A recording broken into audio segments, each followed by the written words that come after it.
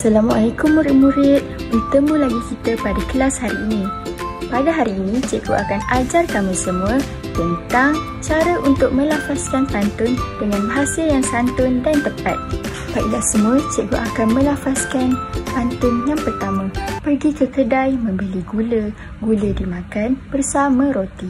Jika kita rajin berusaha, cita-cita pasti akan menanti. Baiklah, seterusnya rangkap kedua. Bunga mawar di dalam taman, dipetik gadis di tepi perigi. Hormatilah ibu bapa dan rakan, hidup kita akan sentiasa diberkati. Baiklah murid-murid, pembelajaran kita sudah sampai di penghujung. Jadi, cikgu harap kamu semua dapat melafazkan pantun dengan bahasa yang santun dan intonasi yang betul. Baiklah, sekian sahaja pengajaran cikgu pada kali ini. Selamat mencuba murid-murid.